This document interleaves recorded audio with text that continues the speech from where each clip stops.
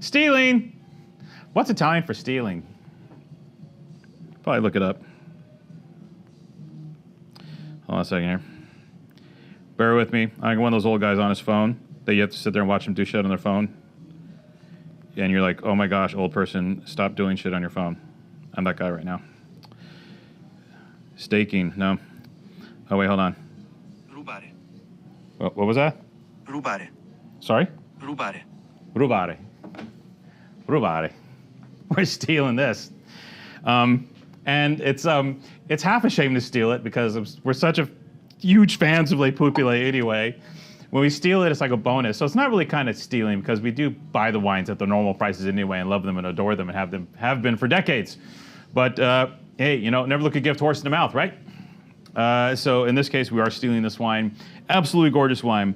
So this is Fattoria Le Pupille's IGT Toscana Poggio Valente.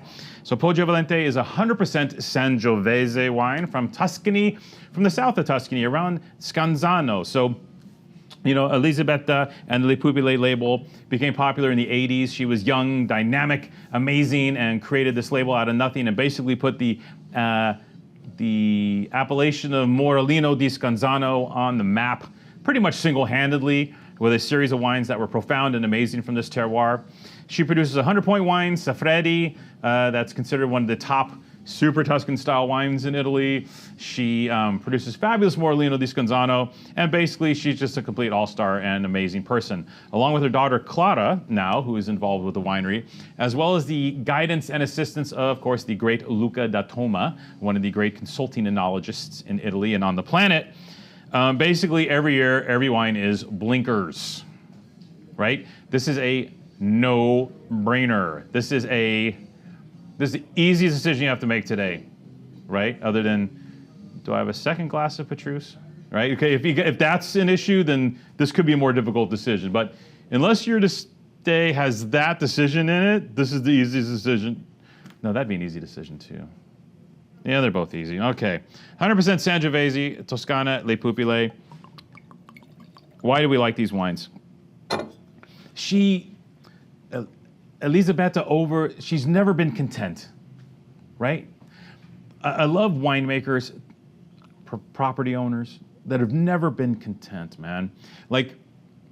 But the key is never content, but when you find something, you stick with it, right? Not itchy, right? Not itchy people, you know, they tend to make change for the sake of change to validate their own, you know, potential brilliance, you know, and in this case with Elisabetta, she'll change something, but then the change stays. You know what I mean? It's like, how can we make the wine better? How can we make it better? How can we make it better? And this is what they've always strived for. And what happens is you get in a situation where, even if it's not a vintage of the century, like I'm not going to lie to you, 2020 is not as good as 21 or 19, but for the top producers, take your pick, Lafite, Romanicani, whatever. The vintage is less of an issue because they are always going to strive for greatness. And they've always continually learned and put themselves in a position to completely succeed year after year. And that's what Elisabetta has done. The 20 Poggio Valente, this is just gorgeous. You know, there's something really interesting with this wine. 20 was hot, right? So, you know, with climate change, it's not so much the cold years, because cold years really don't pop up anymore. What's a cold year? Think about it. Like 15 years ago, we had a cold vintage. Doesn't happen anymore. So now the bad vintages are the hot ones. The bakers, the roasters, the dreaded 15 days of 100+ degree temperatures at the end of August. That's the death knell. It's not, oh, rain at harvest anymore. Good Lord, they're pining for rain 90% of the time in these areas. And so what you have is a situation where the bad years are the hot years. This was a warm year. Not as tragically hot as 17. 17 was like a bake fest, right? So this is a better vintage than 17. And I like a lot of the 20s better than the 18s as well. So just a notch behind 21 and 19 because of the heat. But getting back to it, if you're able to manage the heat brilliantly, like these guys do, then you can make profound wine, because then the sun is your friend based on the other things you are doing to ameliorate the impact of the sun. Ameliorate. Whoa! It's a $10 word. Pulled that word straight out of the old wazoo.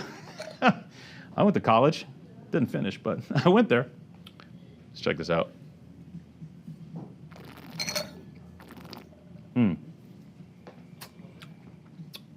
Oh, you see it. The texture. The fact that these guys can create freshness, vibrancy, and energy along with the richness and intensity of this warm year creates complete wine. It's beautiful. It's gorgeous. Proper amount of tannin. 10 years in the cellar, no problem. Piece of cake. Drink the hell out of it now? Sure. It's got a ton of fruit. The sun was shining, right? That's not the issue anymore, like I said. So what you have here is a beautiful, complete, brilliant Sangiovese. Chianti Classico, Gran Selezione, and above level. One of the top pure Sangioveses produced in Tuscany. Usually a deal already at its $60 retail price, which is pretty reasonable, again, considering the quality here. We have a few boxes out there, 25 bucks. This wine for 25 bucks is like, what? I can buy world-class Sangiovese from one of the top producers in Italy for the same price as a North Coast Cabernet Sauvignon. Again, this is going to be the easiest decision you have to make today. Well, outside of like the normal stuff, like going to work, and well, that could be tough for you too, based on if you love your job or not, but I digress. Buy this wine, you need to click quick. Click the link down below. Oh, by the way, like us too. If you like these, if these videos work for you, click down below and like us too. But yeah, this one's gonna go fast. So why are you listening to me?